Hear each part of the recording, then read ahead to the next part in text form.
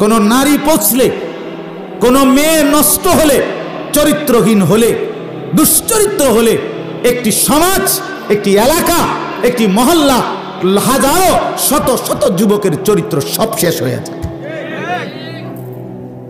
সব শেষ হয়ে যায়। এজন্য বোনের চরিত্র বড় দাম। যে নারীর ইজ্জত নাই, যে নারীর পর্দা নাই, যে নারীর সতীত্ব নাই, যে নারীর সম্ভ্রম নাই, আল্লাহর কসম তার কিচ্ছু নাই, কিচ্ছু নাই, কিচ্ছু নাই। সে রাসূলুল্লাহ সাল্লাল্লাহু আলাইহি ওয়াসাল্লাম বলছে, আল মারআতু আওরাতুন, নারী বলে কাকে? লুকিয়ে থাকে যে, আড়ালে থাকে যে, গোপন থাকে যে। আওরাত, আওরাত অর্থ হলো গোপন বস্তু। যে নিজেকে গোপন রাখে, যে নিজেকে আড়ালে রাখে, তাকে বলে নারী। এক শব্দ নবী বলছে। নারী বলে কাকে? গোপন থাকে যে। নারী বলে কাকে? আড়াল থাকে যে। নারী বলে কাকে? লুকিয়ে থাকে যে। নারী বলে কে কাকে? নিজেকে পর্দায় আবৃত করে রাখে যে। রাসূল বলছেন, অতএব বেপর্দা নারী এটা কোনো বেড়িও না, বেড়ির জাত না, এটা কোনো ফেলাস্টিক। হ্যাঁ, এটা শোকেসের মধ্যে ঝুলিয়ে রাখা শোপিস, কোনো একটি পণ্য যেটা মানুষের উপভোগের জন্য, মানুষকে দেখানোর জন্য একটি পণ্যের নাম বেপর্দা নারী। এজন্য পর্দার আড়ালের মা বোন আখলাক সুন্দর করে, আখলাক সুন্দর করে, আখলাক সুন্দর করেন, আখলাক সুন্দর করেন। আপনাদের শব্দ, আপনাদের গলার আওয়াজ, আপনাদের হাঁটা চলা, আপনাদের পায়ের ধ্বনি পর্যন্ত কসম আল্লাহর কোরআনে আছে, সব পর্দার অন্তর্ভুক্ত।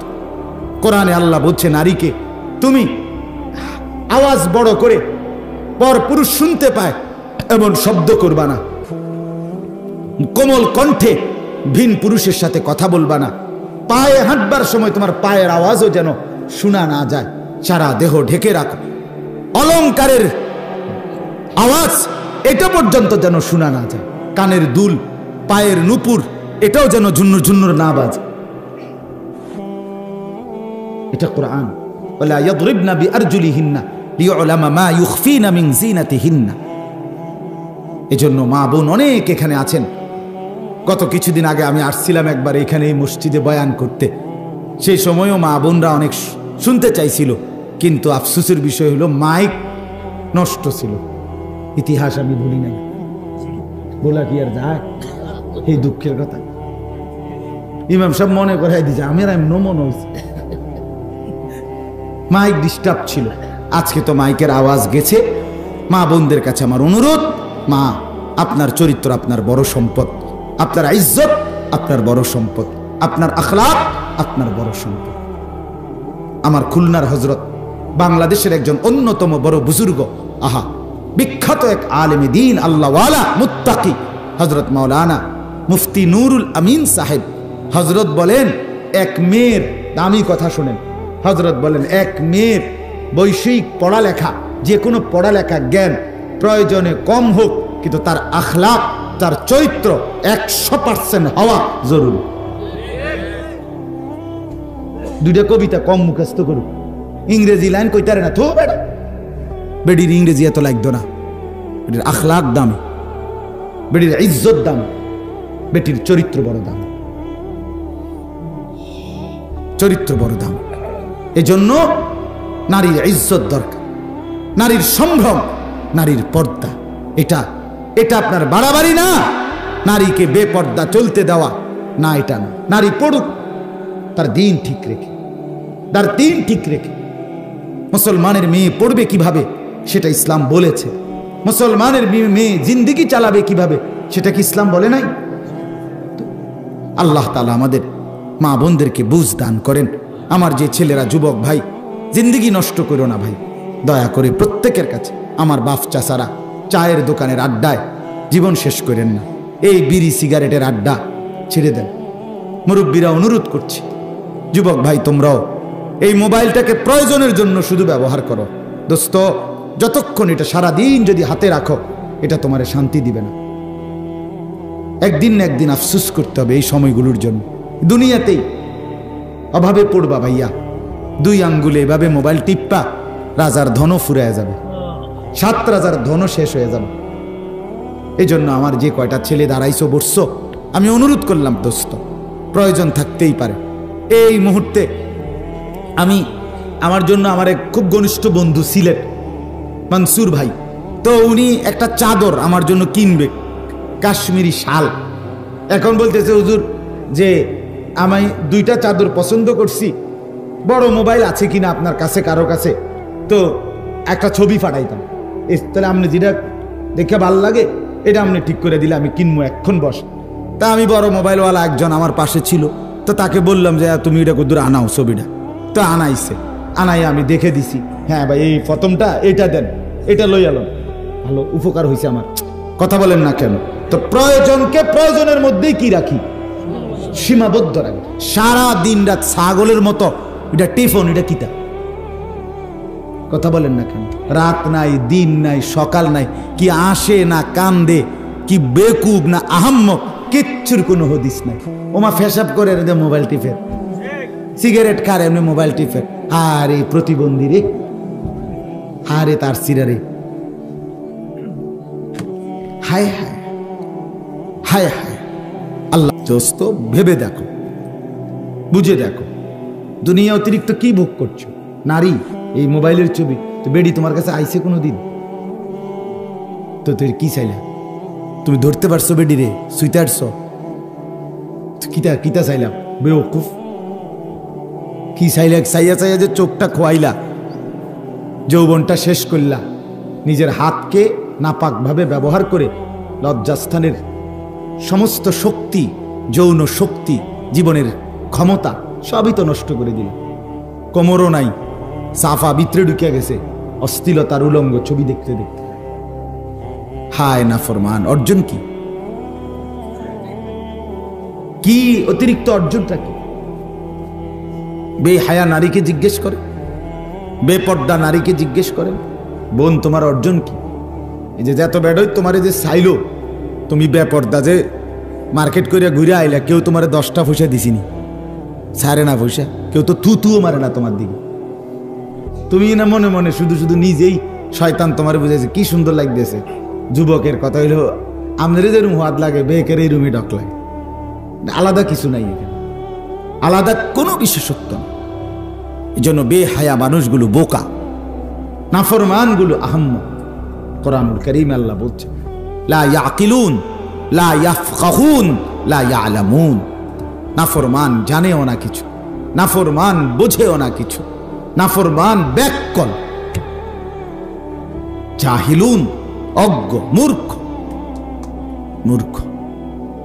এজন্য দোস্ত আমার, বন্ধু আমার, পর্দার আড়ালের মা বোন সবাই মিলে ভাবেন, ভাবেন, জিন্দেগির কদর করেন। কারো উপকার না করলেন নিজের বরবাদ করবেন না। ছেলেরা তুমিও বোঝো, কমপক্ষে কমপক্ষে নিজেকে নষ্ট করো। এদ্দুর দিমাগ যদি কাজ না করে, তুমি তো অসুস্থ। তোমার ভালোটুকু তুমি বোঝো না, তোমার কল্যাণ, তোমার সফলতা, তোমার কৃতকার্যতা এটাও বোঝো না। তুমি তো প্রতিবন্ধী, তুমি তো অসুস্থ, তুমি তো মানসিক বিকারগ্রস্ত, তুমি তো তার সিরা, মাতাল, মাতাল। তুমি নিজের ভালোটুকু, অশ্লীল ছবি দেখলে আমার নিজের ক্ষতি, উলঙ্গ দৃশ্য দেখলে আমার নিজের ক্ষতি, আমি এক ওয়াক্ত নামাজ না পড়লে আমার নিজের ক্ষতি, আমি ভিন নারী দেখলে আমার নিজের ক্ষতি, আমি মিথ্যা বললে, সুদ খাইলে, ঘুষ খাইলে, চুরি করলে, জিনা করলে, ব্যভিচার করলে, মদ খাইলে, জুয়া খেললে আমার নিজের বরবাদি, আমার দুনিয়ারও লস, আমার কবরেরও লস, আমার আখিরাতেরও লস। এদ্দুর যে বুঝে না বোকা, তুই বুঝলি কি, শিখলি কি, জানলি কি? বেটা এদ্দুর দিমাগও যার নাই। লাখ লাখ যুবকের দিকে তাকাইলে মায়াই হয় যে হায় রে বেটা, 18 বছর 20 বছর বয়স, কিছুই বুঝলা না। আল্লাহ আমাদেরকে বুঝ দান করেন। এজন্য আমি অনুরোধ করছি, আমরা প্রত্যেকেই ভাবি, বাবারাও ভাবেন, যারা যারা বয়স হইছে, দুনিয়া থেকে তো চলে যাওয়ার সময় হইছে, সংসার কি হয়েছে এটা কদ্দুর কন, সংসারের হিসাব বলিয়েন, নিজে মিলান, নিজে মিলান।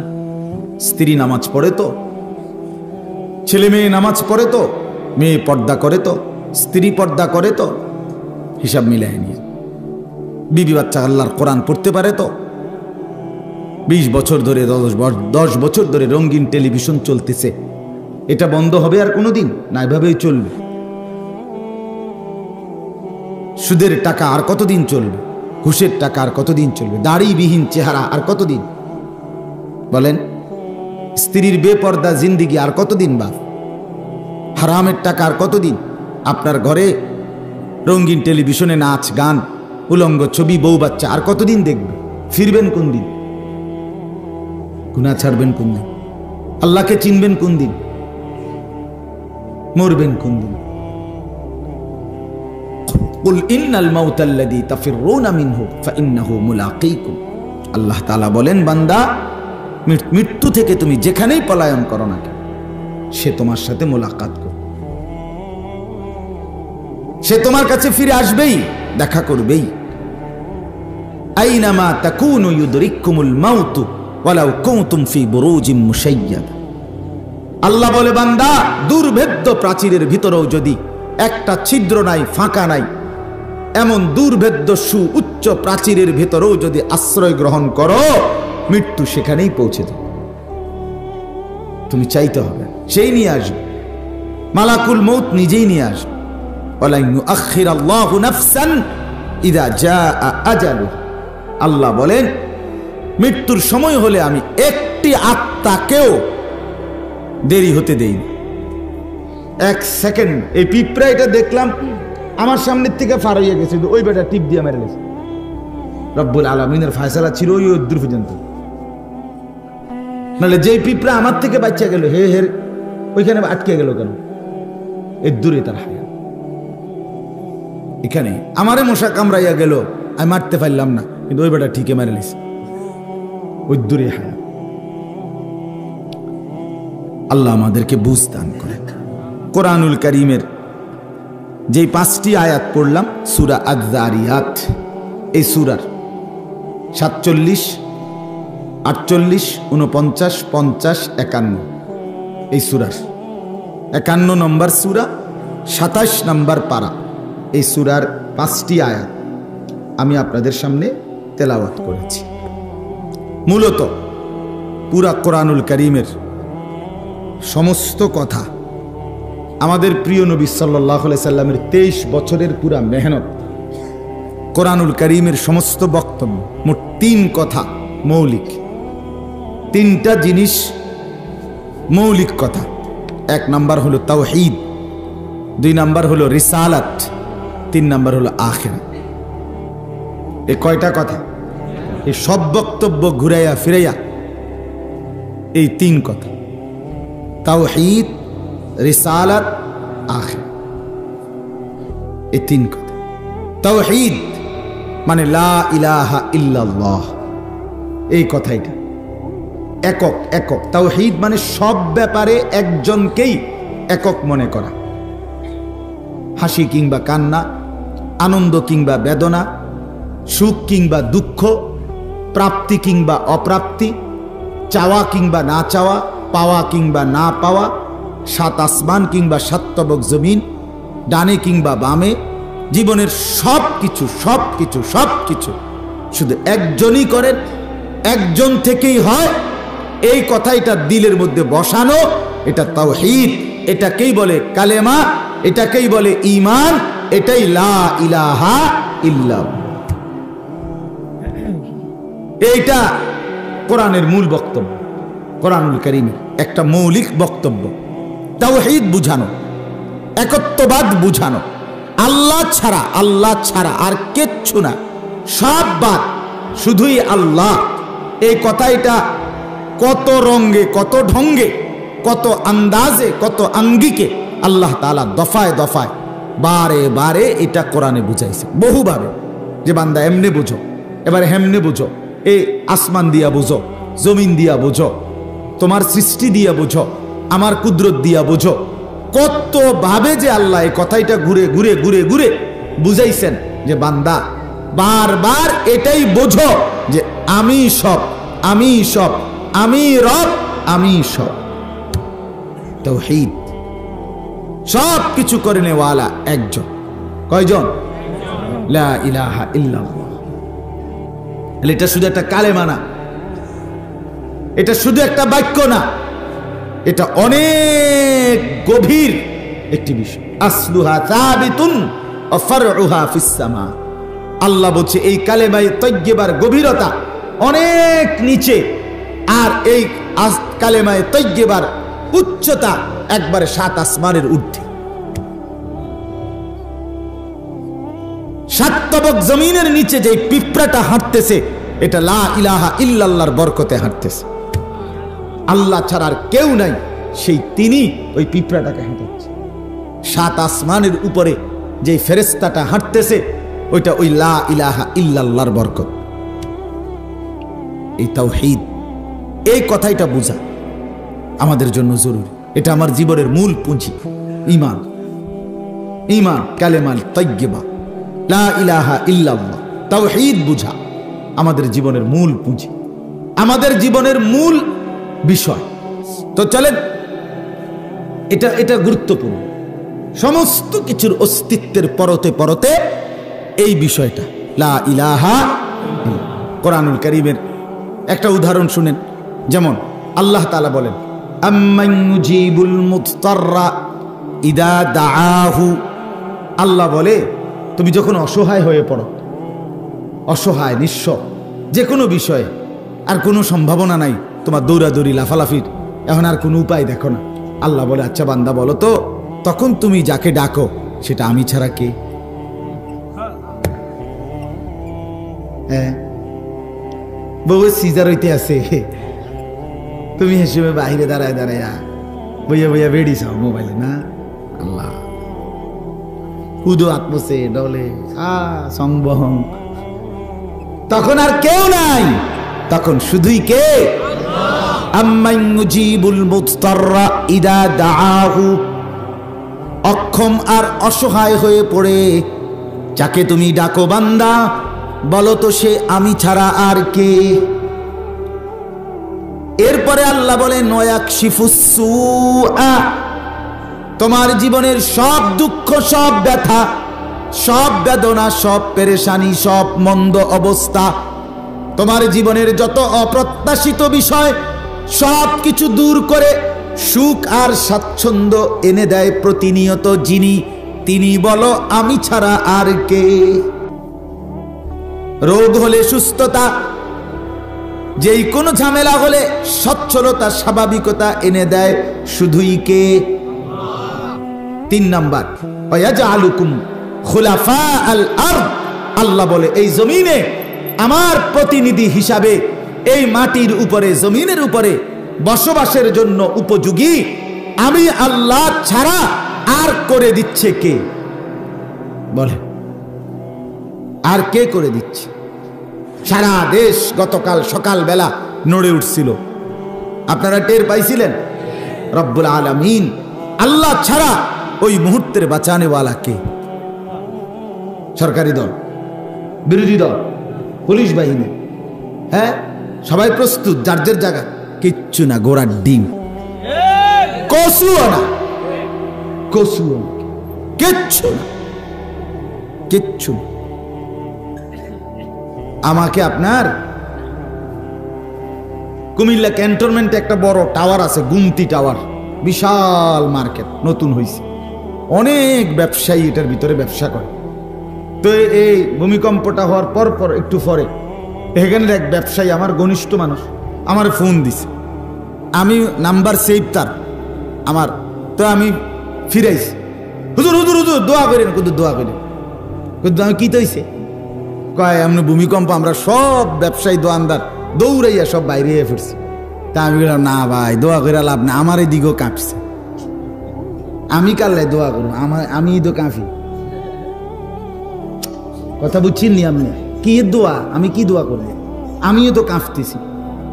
আমি চাঁদপুর ছিলাম তখন, ফুলছোয়া মাদ্রাসায়, তো আমিও তো কাঁপছি।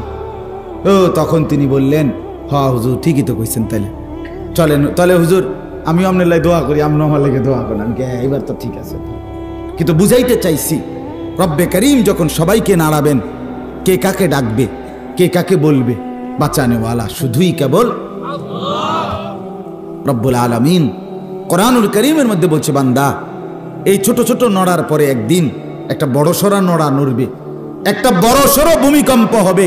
ইন্না জালজালাতাস সাআতি শাইউন আযীম, আর সেটা হচ্ছে কিয়ামতের ভূমিকম্প। ইসরাফিল ফু দিবে, জমিন কেঁপে উঠবে। আল্লাহ কসম, আল্লাহ তাআলা বলেন কোটি কোটি বনি আদম সব মাতালের মতো দৌড়বে, আর একজন আরেকজনকে জিজ্ঞেস করবে আইনাল মাফার, আজ পালাবো কোথায়, আজ দাঁড়াবো কোথায়, আজ আশ্রয় কোথায়। রব্বুল আলামিন বলে কাল্লা লা ওয়াজার, না বান্দা কোথাও আশ্রয় নাই, কোথাও ঠিকানা নাই। গিয়ে দেখো নানার বাড়ি, সেটাও কাঁপে। গিয়ে দেখো দাদার বাড়ি, সেটাও কাঁপতেছে। গিয়ে দেখো বন্ধুর বাড়ি, সেটাও কাঁপতেছে। যেখানেই যাবা সব একসাথে, কায়নাত পুরাটা কাঁপতে থাকবে। আল্লাহ বলে আশ্রয় শুধু ইলা রব্বিকা ইয়াউমাইদিনিল মুস্তাকার, তোমার রব আল্লাহর কাছেই কেবল আছে, রবের কাছেই কেবল আছে। অতএব বন্ধু আমার, এটা বোঝা উচিত। আল্লাহ তাআলা বলছে, বান্দা জমিনে তোমার বিল্ডিং এর বাহাদুরিতে না, তোমার ছাদের বাহাদুরিতে না, আমি আল্লাহ তাআলার দয়ায় জমিনে স্বাভাবিকভাবে সুস্থভাবে যে যতক্ষণ আছো ততক্ষণ আমার দয়ায়, আমার ক্ষমতায় আমি আছি বলে তুমি টিকে আছো। লা ইলাহা ইল্লাল্লাহ আছে বলে, কথা বলেন না, কে আছে বলে? লা ইলাহা ইল্লাল্লাহ, তাওহীদ আছে বলে, তাওহীদ আছে বলে, কালেমা আছে বলে লা ইলাহা ইল্লাল্লাহর বরকতে টিকে আছে। এরপরে আল্লাহ বলেন, তাহলে তিনটা কথা আল্লাহ বলছে কেন? এক, বিপদে পড়লে যাকে ডাকো সে আমি ছাড়া কে। দুই, যে কোনো বিপদ দূর করার জন্য আমি ছাড়া কে। জমিনের মধ্যে আমার প্রতিনিধি হিসেবে থাকার উপযোগী, তোমাকে বসবাসের উপযোগী করে দেওয়ার ক্ষেত্রে আমি ছাড়া কে। তিনটার জবাবেই কি? কে বলেন? আল্লাহ। এই যে আল্লাহ বলছেন, বলো বান্দা আমার সাথে আর কেউ আছে কি? আমার সাথে আর কেউ নাই। তাইলে এটা মনে রাখবেন, আমি এই কথা বোঝানোর জন্যই বলতেছিলাম। তাওহীদ জীবনের মূল পুঁজি, আল্লাহকে না ভোলা, ঈমানকে না হারানো। লা ইলাহা ইল্লাল্লাহ যার জীবনে হারিয়ে যায়, খোদার কসম এটা যে ভুলে যায়, আল্লাহকে যে ভুলে যায়, তাওহীদ যে ভুলে যায়, কালেমা যে ভুলে যায়, ঈমান যে ভুলে যায়, লা ইলাহা ইল্লাল্লাহর অনুভূতি যার জীবন থেকে হারিয়ে যায়, তুমি তোমার নিজ বুদ্ধি, নিজ দিমাগ, নিজের ব্যক্তিগত যা কিছু আছে এটাকেই যদি সর্বে সর্বা, আমার ছেলেই আমাকে সব দিচ্ছে, আমার মেয়েই আমাকে দিচ্ছে, আমার যৌবন আমাকে বাঁচাচ্ছে, আমার টাকা আমাকে বাঁচাচ্ছে, আমার বাড়ি আমাকে বাঁচাচ্ছে, আমার গাড়ি আমাকে বাঁচাচ্ছে, আমার ক্ষমতা আমারে বাঁচাইতেছে, আমার দল আমারে বাঁচাইতেছে, আমার নেতা আমারে বাঁচাইতেছে। আল্লাহ বলে, বান্দা নিশ্চিত মনে রেখো তুমি ব্যর্থই হবে, ব্যর্থই হবে, ব্যর্থই হবে। আল্লাহকে বাদ দিয়ে কাউকে ডাকতে নেই। রব্বুল আলামিন বলেন, তোমরা যারা আল্লাহকে বাদ দিয়ে অন্য কিছুকে ধরছ, আল্লাহ তাআলা বলেন তোমরা যেন মাকড়সার ঘর বানাচ্ছ। মাকড়সার ঘর, আল্লাহকে বাদ দিয়ে মাকড়সার ঘর, মাকড়সার ঘর। ইন্না আওহানাল বুয়ুত লা বাইতুল আনকাবুত। কোরআনে আল্লাহ বলছে পৃথিবীতে সবচেয়ে দুর্বল ঘর মাকড়সার ঘর। 6 মাসের বাচ্চাও যদি হাতের আলগি দেয়, মাকড়সার সাজানো ঘর, কি সুন্দর ড্রয়িং করা ছোট ছোট কামরা বানাইছিল মাকড়সা। 6 বছরের 1 বছরের বাচ্চা হাত আলগি দিলেই মাকড়সার সাজানো ঘর ভেঙ্গে চুরে শেষ। রব্বুল আলামিন বলে, আমার 33 সেকেন্ডের নড়ার সামনে গোটা দেশ অসহায়, অসহায়, অসহায়। মানে সব মাকড়সার ঘর, সব কি ফাইলিং, কি বিল্ডিং, কি দেওয়াল, সব কি মাকড়সা, আল্লাহকে বাদ দিয়ে। এই জন্য আল্লাহ তাআলা কোরআনুল কারীমের মধ্যে এই কথাটা বুঝাইতে চাইছে। এইখানেও আল্লাহ তাআলা 3টা উদাহরণ দিয়েছেন। তিনটা উদাহরণ দিয়ে আল্লাহ তাআলা বলছে, বান্দা এই তিন জিনিস বুঝে দেখো, তিনটাই আমি করেছি, অতএব আমাকে না ভোলা বরং আমি আল্লাহর এই তিন কুদরত বুঝে তোমার উচিত উপদেশ গ্রহণ করা, আমার গোলামি করতে থাকা, আমাকে ভুলে না যাও, আমাকে ভুলে না যাও। আজকে মুসলমানের যুবক ভাইয়া অসংখ্য ছেলে পেলে, আহা বাবারা মারা, সন্তান কি শিখছে এটাও তো আপনি জানেন না, কি শিখানো উচিত এটাও তো জানেন না, এটাও তো জানেন কি শিখানো উচিত। একজন মা বাপ, মুসলমান মা বাপ, 10 বছর ছেলেটা পড়ালেখা করছে, আজকে 14 বছর পড়তেছে, 12 বছর ধরে পড়তেছে, আল্লাহর কোরআনটুকু দেখে দেখেও পড়তে পারে না। এটা যে দরকার, এটা যে শেখা উচিত, দেখে দেখে কোরআন শরীফ পড়তে পারে না, সহি শুদ্ধ এদ্দুর জ্ঞান যার নাই, এই কথাটা যেই মা বাপ বুঝে না, আমি বুঝি না বড়া, কি বুঝলেন আমনে? আমনের দেমাগ কি? আমনের ফুতেরে পড়াইলেন কি? আমনের ছেলেরে পড়াইলেন কি? মুসলমানের পরিচয় কেমনে দেন? আল্লাহর কাছে কেমনে দাঁড়াবে? আল্লাহ বলবে, বান্দা 12টি বছর তোর সন্তানকে পড়ালেখা করাইতে গিয়া লাখ লাখ টাকা খরচ করিলি, বিনিময়ে সব ছিল আমার কালামটুকু কদ্দুর পড়াইলা না। আহ, হায় হায় হায় হায়, পড়াইতে পড়াইতে, বুদ্ধি খাটাইতে খাটাইতে, বুদ্ধিজীবীদের মাথা তো আগের থেকে তো চুল নাই, এখন মাথার সান্দি আছে কিনা, চুলের নিচে জিডা ইডা আছে কিনা, এটাও এখন সন্দেহ। কারণ এই পরিমাণ বুদ্ধি চলতে আছে পড়ালেখা লইয়া। আল্লাহু আকবার, আল্লাহ ছেলে মেয়েদেরকে মহাজ্ঞানী, একই সাথে বাচ্চা পড়বে, জ্ঞান শিখবে, বার্গার বানাবে, স্যান্ডউইচ বানাবে, মশারি টাঙ্গাবে, তারপরে দিয়া খাট সিলাইবে, তোষক বিছাবে, তারপরে দিয়া সেটা নিজে শিখে ফেলবে। কত কিসিমের বুদ্ধি নতুন পড়ালেখা লইয়া চলতেছে। এই বুদ্ধি এই বুদ্ধি, একবার ডাইন, একবার বাম, একবার পূব, একবার পশ্চিম। হায় হায় হায়, আখলাক কোথায়, চরিত্র কোথায়, আখিরাত কোথায়, পরকাল কোথায়, বিশ্বাস কোথায়, আল্লাহর কোরআন কোথায়, রসুলের সুন্নাত কোথায়, মৃত্যু পরবর্তী জিন্দিগির আলোচনা কোথায়, কবর কোথায়, হাসরের মাঠ কোথায়, কিচ্ছুর কোনো দরকার নাই। শুধু দুনিয়া, শুধু দুনিয়া, শুধু দুনিয়া, শুধু দুনিয়া, শুধু দুনিয়া। আমার ভাই, আমার বন্ধু, আমার মা, আমার বাপ আগামী দিনে এটা সুফল বয়ে আনবে না, সুফল বয়ে আনবে আগামী দিনে, সুফল বয়ে। সন্তানকে আখিরাত থেকে বঞ্চিত করলে সন্তান নৈতিকতা থেকেই বঞ্চিত হয়। সন্তানকে কোরআন থেকে বঞ্চিত করলে সন্তান উত্তম আখলাক থেকে বঞ্চিত হয়। সব শিখাইছেন কিন্তু কোরআন শিখান নাই, সব শিখাইছেন রসুলের সুন্নাহ শিখান নাই। মনে রাখবেন, উপার্জনের প্রাণী হইতে পারে, কিন্তু সৎ, পবিত্র, চরিত্রবান, উত্তম আখলাকওয়ালা হইতে হইলে কোরআন এবং সুন্নাহ, উলামা, আল্লাহর নেক বান্দাদের সাহচর্য, এর কোনো বিকল্প নাই, নাই, নাই। কথা শুদ্ধ বললে হবে না, ফেসাবো করতে হবে বইয়া, এবং টয়লেট পেপার ব্যবহার করতে হবে, পানি ব্যবহার করতে হবে, তোই সে পবিত্র। কথা তো বলে শুদ্ধ, মুতে তো খারাইয়া। হ্যাঁ, মুত্তা তো ফানি লয় না, এমনি ইংরেজি না কয়। হ্যাঁ, কথা তো শুদ্ধ কয়। Thank you. কেমন আছেন আঙ্কেল? ভালো আছেন? আরে বাবা, হ্যাঁ, হ্যালো আঙ্কেল, কেমন? ও এবারে আঙ্কেল, দেখছো ছেলেটা কেমন ভদ্র, কথা কি সুন্দর, কিন্তু মতে তো খারাইয়া। ভদ্র ছেলে খারাইয়া মতে কেমনে?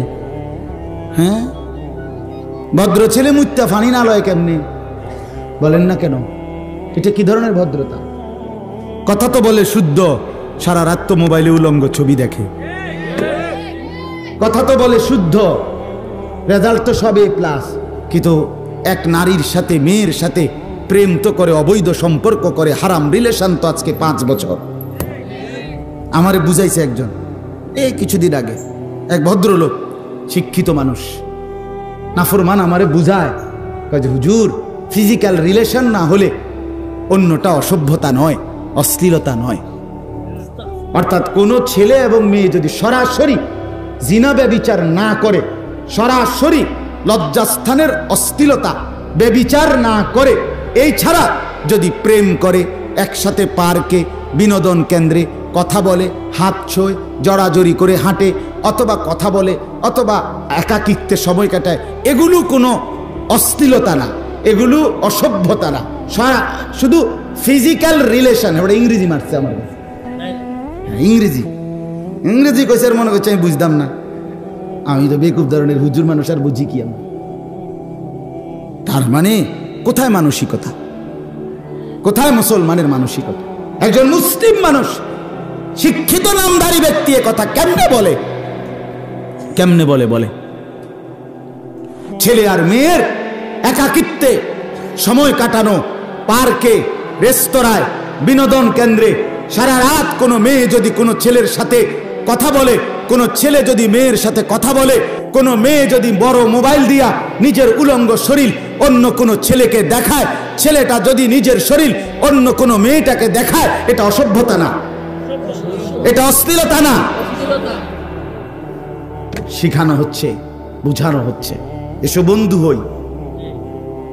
দ্বিধাহীন ভালোবাসার গল্প, কোনো দ্বিধা করবা না, ভালোবাসার মধ্যে কোনো দ্বিধা নাই।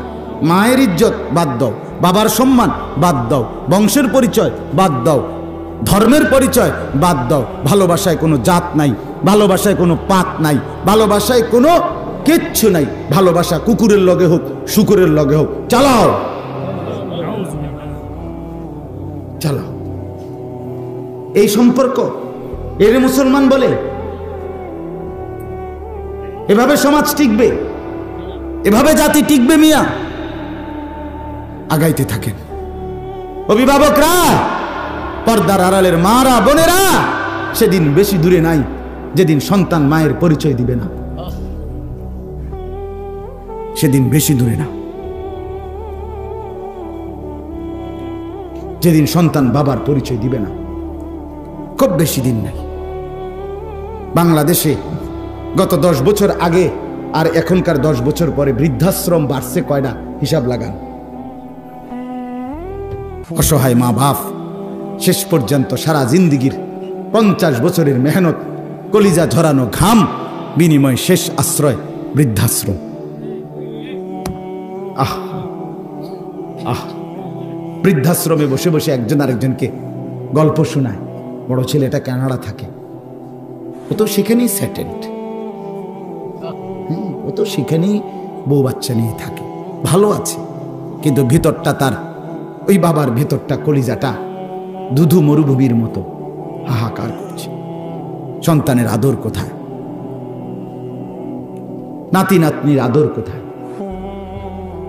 এজন্য দয়া করে এতটা শিক্ষিত বানাবার আগে ফিকির তো করা উচিত, আমার সন্তান আমাকে চিনবে কিনা, আল্লাহকে চিনবে কিনা, নিজের কর্তব্য বুঝবে কিনা, পিতা মাতার খেদমত চিনবে কিনা। আপনি এখন আইয়া ওয়াজ করতাম মা বাবার হক, মা বাবার হক ফোলাফাইনের বুঝাইতাম। আপনি বুঝাইছেননি? ব্যবস্থা করছিলেননি কোনো? হ্যাঁ, আজকে পর্যন্ত তো এটা চ্যালেঞ্জ করা যে দিন যারা শিখছে, আল্লাহর কোরআন যারা শিখছে, রাসূলুল্লাহর সুন্নাহ যারা শিখছে, তারা নিজের হক আদায় করছে, মা বাবার হক আদায় করছে। এটাই পরীক্ষিত, এটাই প্রমাণিত কথা, প্রমাণিত কথা। যদি বলেন জেনারেল লাইনও অসংখ্য ভালো মানুষ আছে, প্রত্যেকটা ভালো মানুষ আছে, আমিও বলি এই সমস্ত ভালো মানুষ কোন নেককার, কোন দিনদার, কোন মুত্তাকি আলেম, কোন ইমাম, ছোট্টবেলার মক্তবের কোরআন, ছোট্টবেলার মক্তবের হাদিস, ছোট্টবেলার মক্তবের নামাজ, এর বরকতে এখনো চরিত্রবান আছে। ওই হাট্টিমাটিম দিয়া না,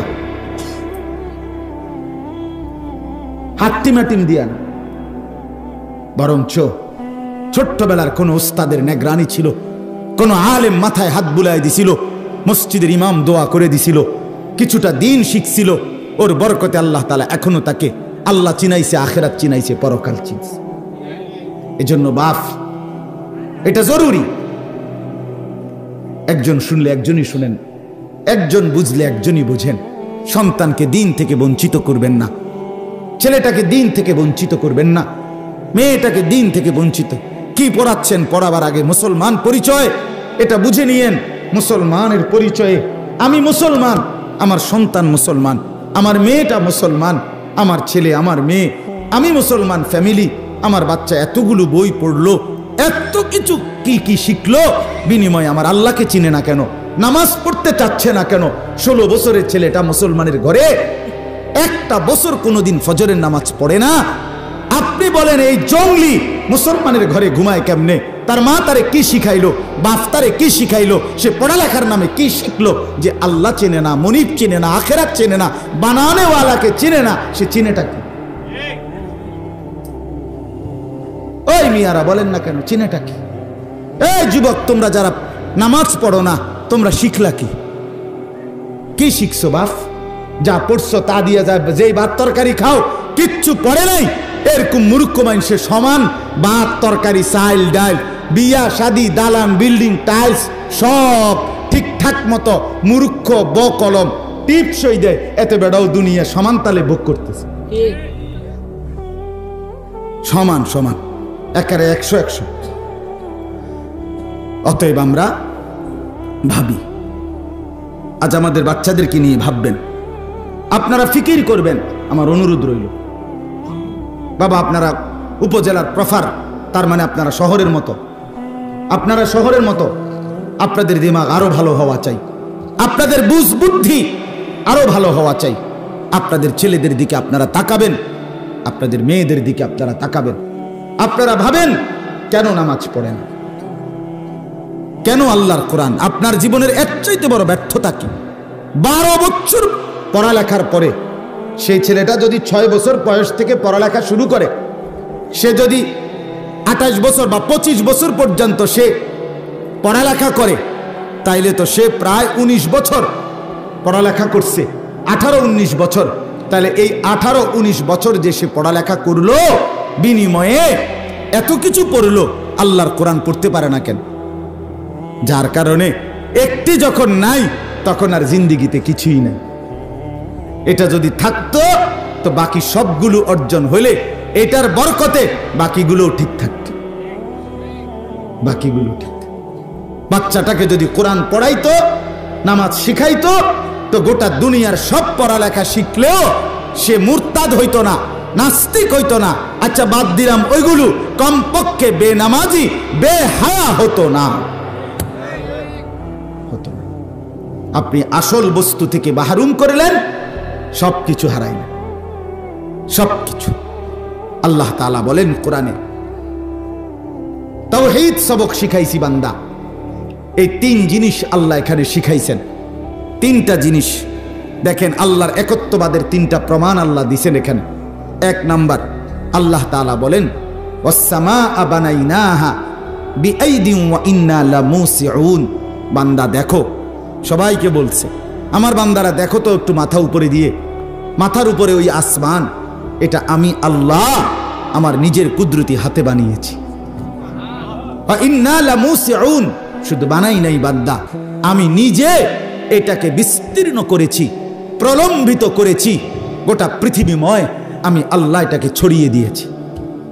ওয়া ইন্না লামুসিউন, আমি সম্প্রসারিত করেছি, আমি সম্প্রসারণকারী, আমি বিস্তীর্ণকারী, আমি প্রলম্বিতকারী। এই বিস্তীর্ণ আসমানকে, আকাশকে, তোমাদের মাথার উপরে আমি আল্লাহ এই পৃথিবীময়, বিশ্বময়, জগৎময় আমি আল্লাহ তাআলা ছড়িয়ে দিয়েছি। আল্লাহ বলেন এটা আমি করেছি, আমি করেছি। এই আসমান আছে বলে তুমি টিকে আছো, বিল্ডিং না, তোমার বাড়ির ছাদ না। আমনের বাড়ির ছাদও আছে, আমনের বাড়ির বিল্ডিংও আছে, সবার ঘর দুয়ার আছে, তো মাথার উপরে আসমানটা একটা মিনিটের জন্য নাই। কল্পনা করেন তো, আপনি কিংবা আমি আছি তো? কথা বলেন না কেন ভাইয়া? বলো না, ছেলেরা বলো। মাথার উপর ওই আসমান যদি আল্লাহ গুটাইয়া ফেলে, এরপরে আমাদের অস্তিত্ব থাকবে তো 1 মিনিট? অথচ কসম আল্লাহর এই কোরআনে আছে, আল্লাহ বলেন ওয়াস-সামাওয়াতু মাতউইয়াতুম বিয়ামিনি, কিয়ামতের দিন আমি আল্লাহ আমার এই বিস্তীর্ণ আসমান আমার কুদরতি ডান হাতে গুটাইয়া ফেলব। মাতউইয়াত, এই কাগজ যেভাবে গুটাইয়া ফেলে, এইভাবে আমি আল্লাহ গুটাইয়া ফেলব। সেটা যদি আল্লাহ এখন করে কি হবে আমাদের? এরপরে রব্বুল আলামিন বলেন, এই আসমান আমি বানিয়েছি, ওয়াজআলনা বাইনাকুম ওয়া বানাইনা ফাওকাকুম সাবআন শিদাদা, 7টি মজবুত আসমান আমি বানিয়েছি। সূরা মুলকের মধ্যে আছে 29 নম্বর পারার মধ্যে আল্লাহ তাআলা বলেন, আল্লাযী খালাকা সাবআ সামাওয়াতিন তিবাকা মা তারা ফি খালকির রহমানি মিন তাফাউত ফারজিল বাসার হাল তারা মিন ফুতুর। আল্লাহ বলে, আমি ধাপে ধাপে 7টি আসমান বানিয়েছি, বান্দা দেখো না, চোখ তুলে দেখো কোনো খুঁত, কোনো ছিদ্র, কোনো অসুন্দর, কোনো বৈসাদৃশ্য দেখো কিনা। সুম্মারজিল বাসার, আল্লাহ বলে একবার দেখছো, না না আবার দেখো, আবার দেখো, আবার দেখো, কোটি চোখ একত্রে দেখো, মেশিন দিয়ে দেখো, যন্ত্র দিয়ে দেখো, আমার আসমান কোনো খুঁত দেখনি। আরে খুঁত তো পরের কথা, আজকের এই দিন পর্যন্ত পৃথিবীর কোনো মহাকাশ গবেষণা সংস্থা এখন পর্যন্ত প্রথম আসমান কোথায় এটাই বের করতে পারেনি। আমেরিকার সবচেয়ে বড় মহাকাশ গবেষণা সংস্থা নাসা, এই নাসার বৈজ্ঞানিকরাও এখনো বের করতে পারে নাই প্রথম আসমান কোথায়। এই মঙ্গল গ্রহ, চন্দ্র, সূর্য, সৌরজগৎ, গ্রহ, নক্ষত্র, গ্যালাক্সি, ছায়াপথ, গ্রহাণুপুঞ্জ, তারকারাজি, নক্ষত্র মণ্ডলী, এই সব কিছু প্রথম আসমানের নিচে নিচে নিচে, এগুলো সব নিচে। ইন্না যায়্যানাস সামাআদ দুনিয়া বিজিনাতিনিল কাওয়াকিব, আল্লাহ বলে তারকারাজির সৌন্দর্য দিয়ে আমি আল্লাহ প্রথম আসমানের তলদেশটাকে সাজিয়েছি। ওই যে একবার আরো আগে একবার পড়ছিলাম আমরা পত্র পত্রিকায় খবর, ওই যে মঙ্গল গ্রহে নাসা তারা মহাকাশ যান পাঠাইছে, পাথ ফাইন্ডার, ওইটা 7 বছর একটানা উপরে উঠছে, এরপরে গিয়া মঙ্গল গ্রহের ছবি নিছে, আবার 7 বছর লাগাইয়া ফেরত আসছে। তো এত লম্বা সময় উপরে উঠেও প্রথম আসমানের নাগাল পায় না, আজও পায় না, এখনো না। আল্লাহ তাআলা বলেন, তুমি বান্দা তাইলে একটু ভেবে দেখো, মাথার উপরে ওই বিস্তীর্ণ আসমান আমি বানাইছি। ইয়া মাশারাল জিন্নি ওয়াল ইনস ইন ইসতাতাতুম আন তানফুযু মিন আকতারিস সামাওয়াতি ওয়াল আরদি ফানফুযু। রব্বুল আলামিন বলেন, হে মানুষ এবং জিন, নাফরমানি করছো আমার, ঠিক আছে বান্দা, যেহেতু আমার আল্লাহকেই পছন্দ না, যেহেতু আমার নাফরমানি করছো, সেজদা দিতে ভাল লাগে না, কোরআন পড়তে পছন্দ হয় না, আমি আল্লাহর গোলামি করতে ভালো লাগে না, আমার রসুলের অনুসরণ পছন্দ হয় না, আল্লাহ বলেন বান্দা তাইলে আমার আসমানের সীমানা ছেড়ে দাও, আমার জমিনের সীমানা ছেড়ে দাও, ফানফুদু, বের হও। তো সম্ভব কি? কথা বলেন, সম্ভব? লা তানফুজুন, পারবা না, ইল্লা বিসুলতান, আমি শক্তি না দিলে। আমি আমার বন্ধুকে শক্তি দিছি, ফলে আমার বন্ধু 7 আসমান পার করে আর শাজিম আমার কাছে গেছে। আমি দিলে পারবে, নাইলে পারবে না, পারবে না কেউ। এই জন্য আসমানের সীমানায় পৌঁছতে হলে আল্লাহর দেওয়া কুদরত লাগবে, মেশিন দিয়ে হবে না, মেশিন দিয়ে পারবেন, আল্লাহর দেওয়া কুদরত, আল্লাহ যেদিন চাইবে সেদিন। এই জন্য আমি অনুরোধ করলাম, মাথার উপরে আল্লাহ বলেন এই আসমান প্রলম্বিত করেছি আমি। 2 নাম্বার, ওয়াল আরদা ফারাশনাহা ফানি'মাল মাহিদুন, আল্লাহ বলে পায়ের নিচে জমিন আমি আল্লাহ বিছানার মতো, চাটাইয়ের মতো আমি আল্লাহ এই জমিন আমি তোমাদের জন্য বিছিয়ে দিয়েছি। ফানি'মাল মাহিদুন, দেখো না বান্দা আমি কেমন সুন্দর বিছাইলাম। জমিনটা একটু দেখো, মানে কি কি দেখো? দেখো এই মাটিটা, এই জমিনটা পাথরের মতো না, লোহার মতো না। যদি পাথর আর লোহার মতো মজবুত হইতো মাটি, তাইলে তোমার বিল্ডিং এর খুঁটি গাড়লা কেমনে? তোমার এই কৃষি যত উৎপন্ন যা দ্রব্য, জীবনের জীবিকার সমস্ত উপকরণ, সমস্ত খাদ্য খাবার মাটির তলদেশ থেকে কিভাবে উৎপন্ন হইতো, তুমি কিভাবে থাকতা?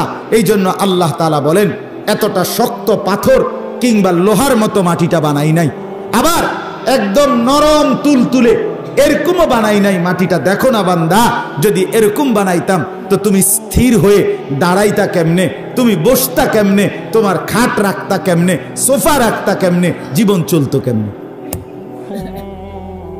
তুমি তো নড়াচড়া ঠিক করতেই জিন্দেগি শেষ হয়ে যায়। আল্লাহ বলে ফানি'মাল মাহিদুন, আমি কতটা সুন্দর করে বিছিয়েছি, একই সাথে তোমার বসবাসের উপযোগী, তোমার চলাফেরার উপযোগী, আর তোমার জন্য সমস্ত উৎপন্ন যা দ্রব্য জমিন থেকে উৎপন্ন করার মতো উপযোগী জমিন আমি বানিয়ে দিয়েছি। তুমি আমাকে চিনলা না? আহা, আল্লাহ তাআলা কতটা দরদ ভাকা বলছে। বান্দা, মাথার উপরে আসমান, পায়ের নিচে জমিন আমি দিয়েছি, আমি দিয়েছি, আমার কথা ভাবলা না। 3 নাম্বার, অমিন কুল্লি শাইইন খালাকনা যাওজাইন, এই 3 নাম্বার। আল্লাহ বলেন 7 আসমানের উপর থেকে 7 তবক জমিনের নিচ পর্যন্ত গোটা সৃষ্টির সব কিছু আমি ছাড়া, আর সব সৃষ্টি আমার জোড়ায় জোড়ায়। কিভাবে? জোড়ায় জোড়ায়, বলেন না কি? জোড়ায় জোড়ায়, জোড়ায় জোড়া জোড়া আর কি, ডাবল ডাবল, জোড়ায় জোড়ায়। শুধুমাত্র ওই যে এখানে আবারও একই কথা, তাওহীদ সিরফ মেরি সিফাত, এক থাকা, একজন, একক, এটা শুধু আল্লাহর সিফাত। লা ইলাহা, আর নয়তো সবকিছু যাওজাইন, জোড়ায় জোড়ায়। আচ্ছা সব বাদ দেন, প্রত্যেকটা সৃষ্টিতে জোড়ায় জোড়ায় কি সেটা পৃথিবীবাসী যা জানে, গবেষণা আল্লাহর কুদরতে তাও তো আছে, যা জানে না তাও আল্লাহ জানেন। সব কিছু আল্লাহর মাখলুকাত জোড়ায় জোড়ায় জোড়ায় জোড়ায় জোড়ায় জোড়ায় জোড়ায়। সুবহানাল্লাযী খালাকাল আজওয়াজা কুল্লাহা ওয়া খালাকনাকুম আজওয়াজা। আল্লাহ কোরআনে বলছে আমি তোমাদেরকে জোড়ায় জোড়ায় বানিয়েছি। অমিন আয়াতিহি আন খালাকা লাকুম মিন আনফুসিকুম আজওয়াজা, আমার কুদরত আল্লাহ বলে আমি প্রত্যেকটা পুরুষের জন্য তার জোড়া, তার স্ত্রী বানিয়েছি, জীবন সঙ্গিনী বানিয়েছি। এই জন্য আল্লাহ তাআলা বলেন বান্দা 3টা জিনিস দেখেন, আমরা যদি সব কিছু না ভাবি, শুধু একটা, যে আমাদের জোড়া মানে নারী, আমরা পুরুষ, আমাদের জোড়া নারী, এই 2টা, নারী আর পুরুষ, এই 2টা আল্লাহ তাআলা বলেন আমি বানিয়েছি, আমি বানিয়েছি, আমি বানিয়েছি। আল্লাহ তাআলা বলেন এই নারী এবং পুরুষ আমি বানিয়েছি। যদি আমি না বানাইতাম, নারী আর পুরুষের মধ্যে আমি আল্লাহ তাআলা যদি ভালোবাসা, আকর্ষণ, মহব্বত আমি না দিতাম, তো এই গোটা সৃষ্টি সবটা তিতা ফ্যাকাশে একেবারে ফালতু মনে হইতো। শুধুমাত্র এই জোড়ার কারণে সবকিছু এত লোভনীয়, আকর্ষণীয়, সবকিছু এত আনন্দ মুখর। আল্লাহ তাআলা বলে এটা আমার কুদরত, আমার কুদরত। এই পৃথিবীর সমস্ত সৌন্দর্যময় বস্তুর মধ্যে আল্লাহ তাআলা বলেন আমি আল্লাহ তাআলা এক নারীর প্রতি আকর্ষণ, সৌন্দর্য সবচেয়ে বেশি দিয়েছি। আর সেজন্য আমি আল্লাহ তাআলা বিধিনিষেধ তো দিয়েছি সেই নারীর ব্যাপারে। তুমি বান্দার উচিত আমার হুকুম মেনে আমার এই দুনিয়া তামামটা উপভোগ করা। আমি তো যথোপযুক্ত ব্যবস্থা রেখেছি, কোনটা গ্রহণ করবে, কোনটা বর্জন করবে, কোনটা তোমার কিভাবে পূরণ হবে, এটা কি আল্লাহ তাআলা আমাদের জন্য ব্যবস্থা করেন নাই? কথা বলেন না, করছেন কিনা বলেন? অতএব আমরা দয়া করে ইনসাফের সাথে, আমার কথা শেষ, আমার মূল বক্তব্য আজকে এতটুকুই। আমরা আসমান আল্লাহ বানিয়েছেন, জমিন আল্লাহ দিয়েছেন, আমাদেরকে নারী পুরুষের এই সৃষ্টি আল্লাহ করেছেন।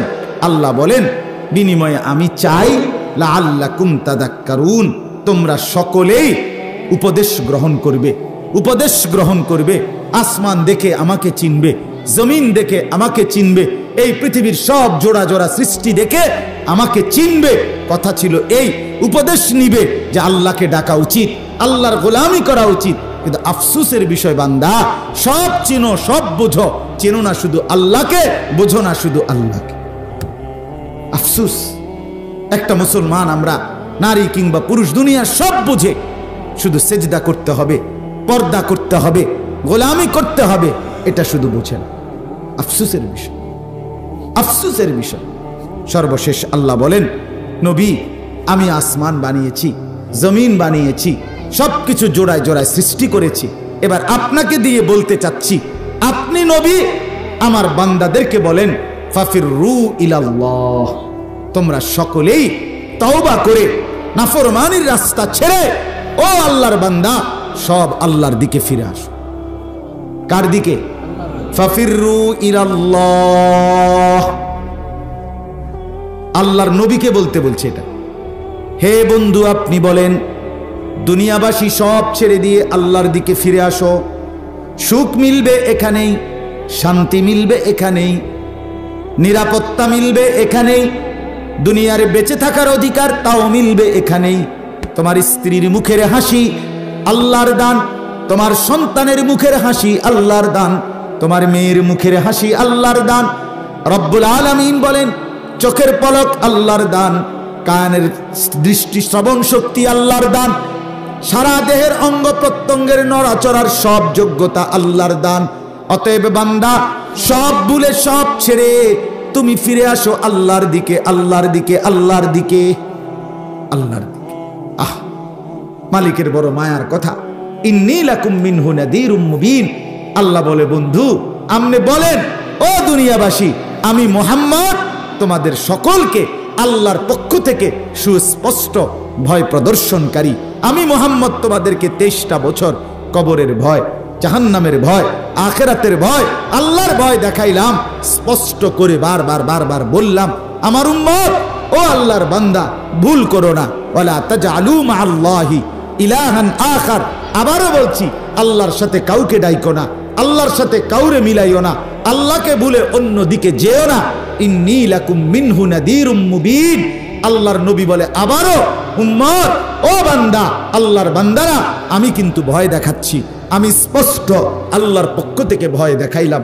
2 বার কথাটা বলছে নবী আল্লাহর পক্ষ থেকে যে আমি তোমাদেরকে নাযীর ভয় দেখাচ্ছি।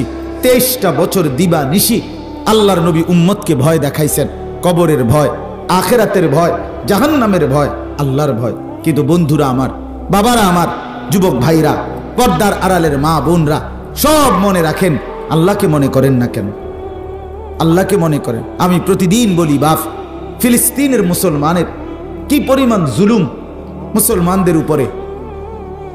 অসংখ্য নারী শিশু তাদের রক্তে আল্লাহর জমিন ভেসে গেছে। 23 লক্ষ মুসলমান এই আক্রমণে গৃহহারা, ঘরহারা, বসতহারা, ভিটামাটি হারা। 7 লক্ষ শিশু সর্বহারা, যাদের কোনো মা নাই, বাবা নাই, আগামী দিনে তাদের ঠিকানা নাই, আশ্রয় নাই। আহা, মুসলমানের পবিত্র রক্তে আল্লাহর জমিন ভেসে যাচ্ছে। মুসলমান তার লাশ দাফন করার সুযোগ পাচ্ছে না। এত নির্মম নির্যাতন, এত জুলুম, এত রক্ত দেখার পরেও মুসলমান কোন দিন আল্লাহকে ডাকবে, মুসলমানের যুবক কোন দিন ফিরবে আমি বুঝি। মোবাইল দেখা বন্ধ হবে কোন দিন, নারীর ছবি দেখা বন্ধ হবে কোন দিন, উলঙ্গ দৃশ্য বন্ধ হবে কোন দিন, আমার মা পর্দা করবে কোন দিন, আমার বোনেরা পর্দা করবে কোন দিন, আমাদের ঘর থেকে রঙিন টেলিভিশন, নাচ গান, হিন্দি সিরিয়াল, নর্তকীর নাচ, জিনা ব্যভিচারের দৃশ্য দেখা বন্ধ হবে কোন দিন? আর কত লাশ দেখলে, আর কত রক্ত দেখলে, আর কত জুলুম দেখলে আমরা ফিরবো আমি বুঝি। আহ